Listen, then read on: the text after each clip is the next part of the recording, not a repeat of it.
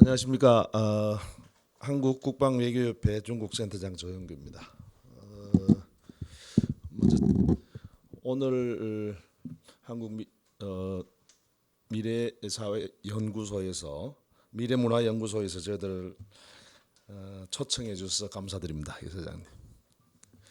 사실 최은선 회장님의 요청을 받고 저는 제 강의의 주 내용은 안보 군사 분야입니다. 제 또 그래서 오늘 주제 지역학 이 주제하고 좀 생뚱맞으니까 저는 좀 뺐으면 좋겠다 했는데 이 분야도 지역학의 일환으로 볼 수 있다. 그래서 하여튼 회장님의 엄명에 따라서 그냥 수락하게 되었습니다. 조금 분위기는 생소합니다만은 시간이 많이 지났습니다. 그래서 저는 많은 내용이 있지만 준비한 이 슬라이드는 자료로 참고하시고 저는 오늘 좀 생소하지만 중국의 군사 분야에 대해서 짧게 여러분들 소개하는 형식 정도로만 하겠습니다.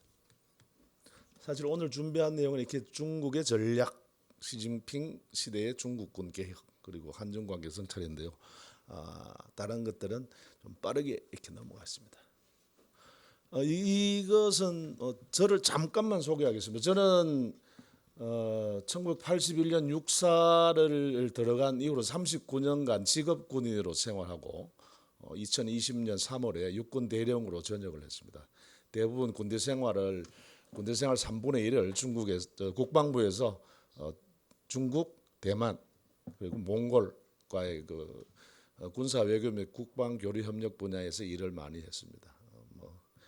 또 기회가 좋아서 국민들의 세금으로 중국에서 유학도 하고 대만과 북경에서 대사관 대표부에서 무관세 활동하는 그런 혜택도 많이 받았습니다.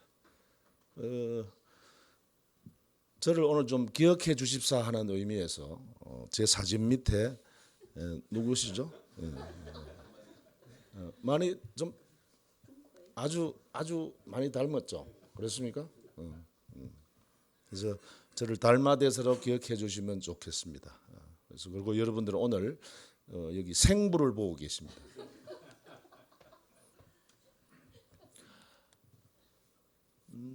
이건 뭐 나중에 보겠습니다.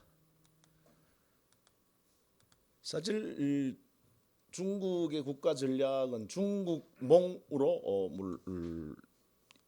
요약될 수 있겠습니다. 물론 뭐 이전에 중국의 지도자들이 다양한 형태로 국가 전략 또는 국정 방침을 가지고 운영해 왔는데 2012년 시진핑 주석이 이제 중국의 최고 지도자로 등극한 이후 2012년 11월에 야심차게 중국몽 전략을 발표했고 이것이 현재 중국의 국내는 물론이고 대내 대외적 전략 수행에 국정 수행에 가장 중점이 되고 있습니다.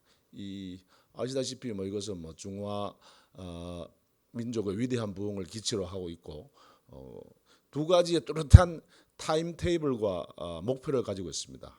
두 개의 100년, 2个100年이라고 표현을 하는데요. 첫 번째 100년은 이미 지나갔습니다. 목표를 달성했습니다. 2021년 중국 공산당 창당 100주년이 되는 2021년에 중국이 소강 사회를 실현했다고 이미 대내외적으로 선포를 했습니다. 아시잖아요. 소강 사회는 그냥 우리 직역하면 좀 우리는 좀 의미가 다르지만 중국의 소강 사회는 인민들의 의식주가 완전히 해결된 중급 수준의 생활 그런 사회. 그래서 이것을 이미 달성을 한 걸로 보고 그다음에 두 번째 100년은 2049년 중화인민공화국 건국 100주년이 되는 이 해를 맞아서 그야말로 세계 위대한 부흥을 실현하고 세계 인류 국가를 건설한다는 목표입니다.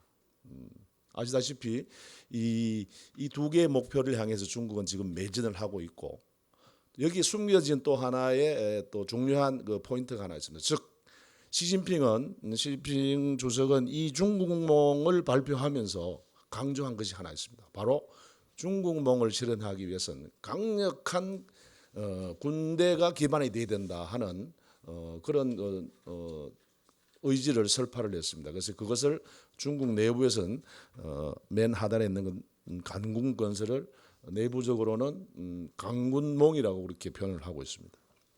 그래서 이러한 그 중국몽이라는 시진핑 주석이 내놓은 원대한 계획의 일환으로 지금 모든 그 중국의 대내외적 국가 운영이 이루어지고 있고, 또 이 계획 하에서 강군 건설이라는 이 기반 하에서 시진핑 주석이 이 취임한 최고 지도로 등극한 2012년에서 3년이 지난 후, 즉 2015년부터 대략 2020년까지 그야말로 대대적인 중국 인민해방군에 대한 개혁이 이루어졌습니다. 이것이 다 중국몽과 연결되는 것입니다.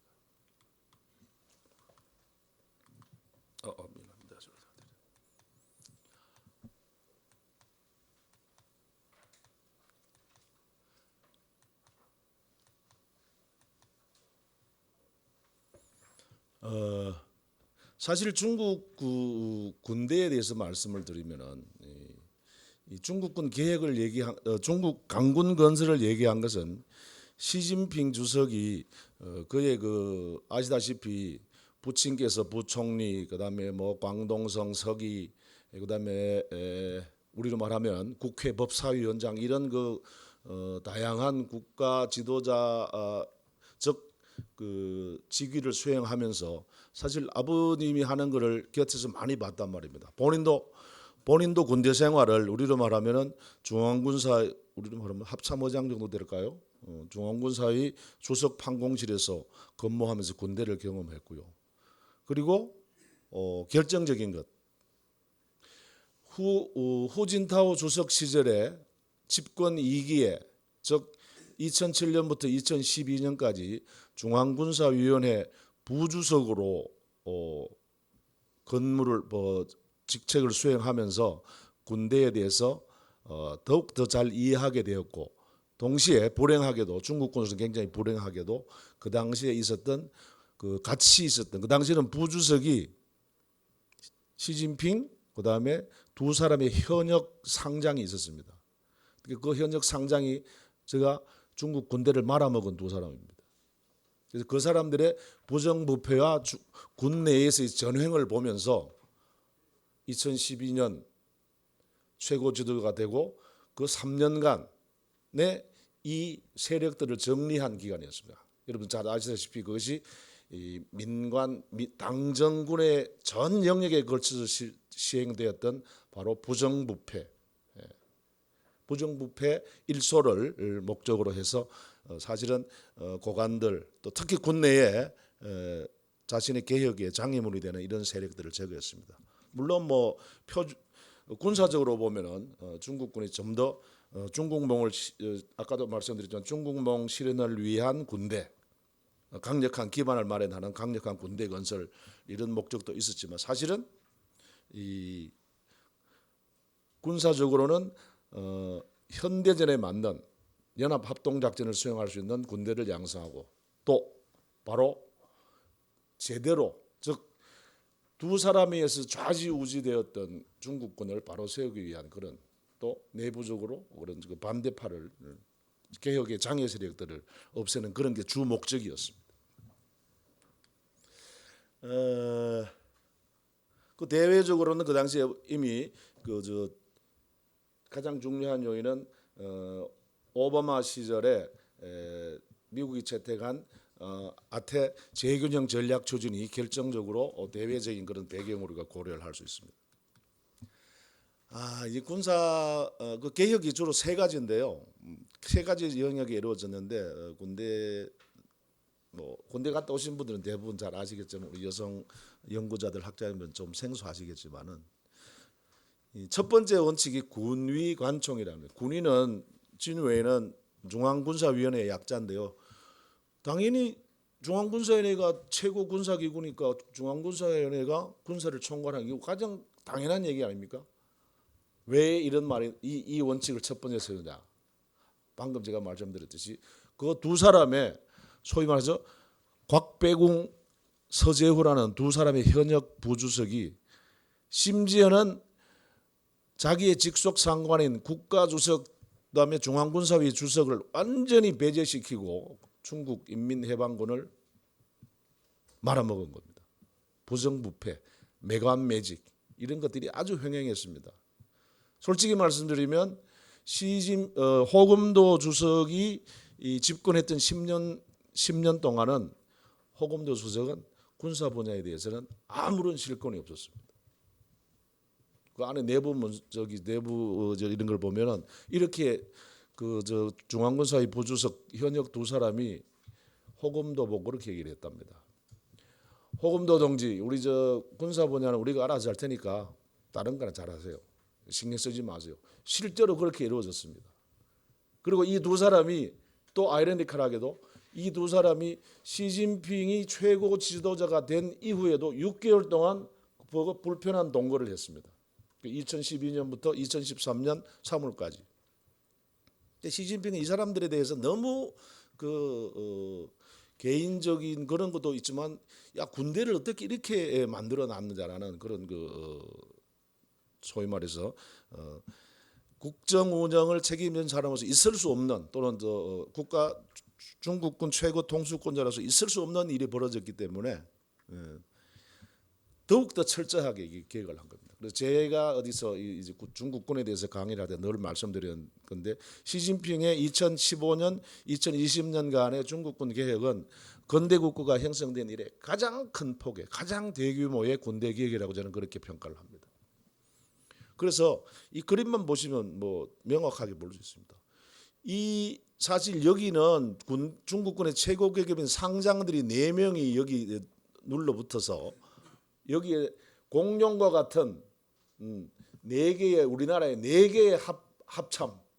그러니까 이 지도자가 하나였어야 되는데 이 참모부가 너무 비대한 거예요. 그래서 그림만 보면 딱 이해하실 수 있습니다. 이 4개의 부, 그래서 4대 총부라 그러는데요. 이 4개의 부를 공중분해를 시켰습니다. 그리고 이 부서를 다 없애버리고 이렇게 보시다시피 15개의 참모부서와 부속, 직속 부대로 개편했습니다. 이 개편 before and after 이것만 보셔도 이 조직이 어떻게 개편된가를 명확히 알 수 있습니다. 자세한 것은 나중에 제가 개인적으로 연락을 주시면 충분히 더 설명을 드리겠습니다. 두 번째는 전구주전. 이전에는 7개의 군구가 있었습니다. 그런데 2016년도부터 그 개혁을 하면서 5개의 전구로 바꿨습니다. 이전에 7개의 전구는 좀 폄하하면은 그냥 지역 할거 그다음에 자리만 지키는 그런 수준이었다고 할까요? 그래서 시진핑은 시진핑 군사 계획의 모델은 철저하게 미군 모델입니다.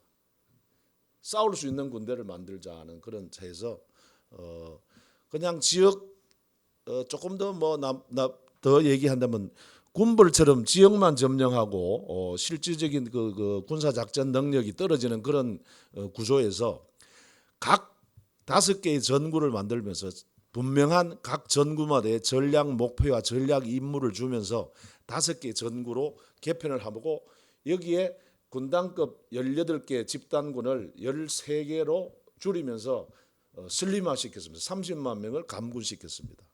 그리고 또 중요한 것은 군대 갔다 오신 분들은 알지만 이 새로 생긴 13개의 부대에다가 일률적으로 71부터 83분까지 일률적으로 부대 명칭을 다 바꿨습니다. 부대 명칭을 바꾼다는 것은 서방 국가에서는 쉽게 할 수 없는 겁니다. 흔히 예를 들어 3사단을 갑자기 어느 날 갑자기 23사단으로 바꿨다. 그러면 우리나라에서 난리 납니다. 그 유명한 백골 전호회 같은 이런 사람들 나타났어요. 또 역대 사단장들 어림도 없습니다. 그래서 중국이기 때문에 가능했습니다. 이게 엄청난 변화가 있었다는 거죠. 이게. 그러니까 우리 고스톱 같은 거 치면은 판 뒤집지 않습니까? 한 판 끝나고 완전히 확 뒤집어 다시 판 돌리는 것처럼. 그래서 이 판도는 제가 아무리 과장을 해도 지나치지 않을 정도로 중국군의 개혁이 그만큼 폭이 컸습니다. 세 번째는 군종주군인데요. 군종이라 하면 우리말하면 육해공군 이런 걸 얘기합니다. 중국 용어로. 그래서 전군은 싸우고 각 군은 싸울 수 있도록 뒤에서 관리하고 지원해 준다는 계획입니다. 그리고 여기서 특징인 것은 사실 중국군이 1927년에 창설이 되면서 창군이 되고 나서 지금까지 육군 사령부가 없습니다. 육군 본부가 없었어요. 이런 군대가 없죠. 그러니까 그 지휘나 관리가 효율적으로 될 수가 없습니다.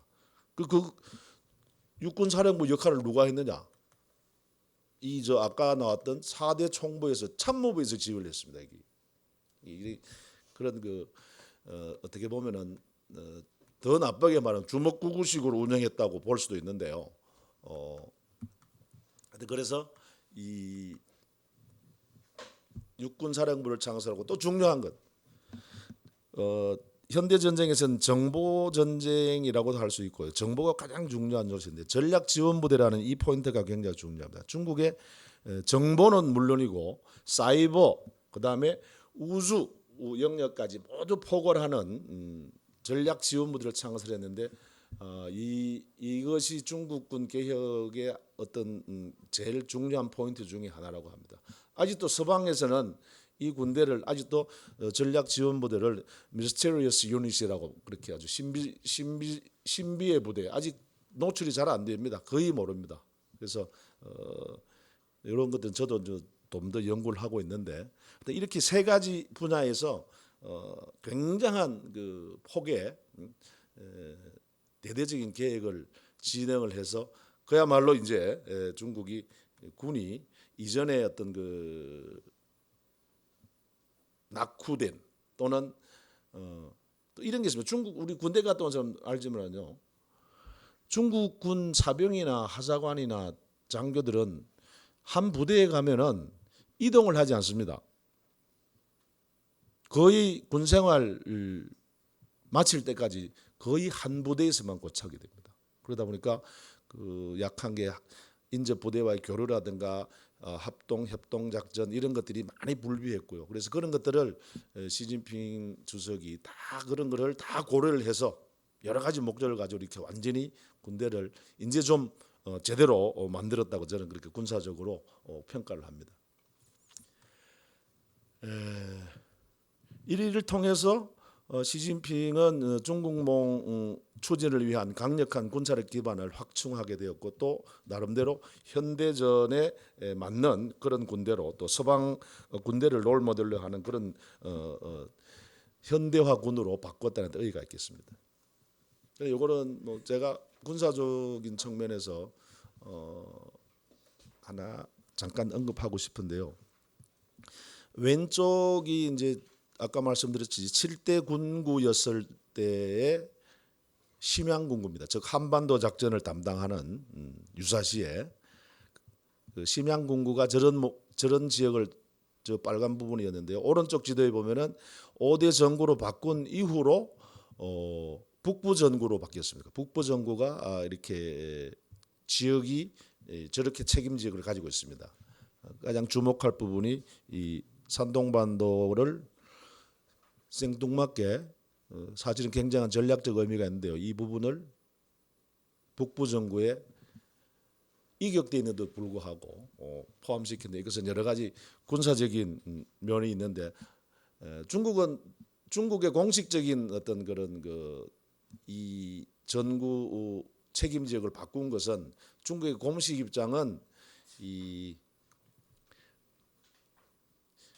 발해 안에 있는 중요한 해군 전력이 있습니다. 이 해군 전력이 밖으로 나올 때 여기가 다른 부대면은 이 지역을 나올 때 이 해역을 관리하는 이 부대와의 협조가 필요합니다. 군대 다른 부대 지역을 통과하기 때문에 그래서 그런 지휘 통제의 단순화를 하기 위해서 했다고 했는데 그것은 공식적인 발표이고 외부의 이제 전문가들이나 또 특히 저희 한국에서 보는 입장은 이 산동반도를 한반도 작전을 담당하는 이 북부 정부에 할당한 것은 다분히 한반도 유사시의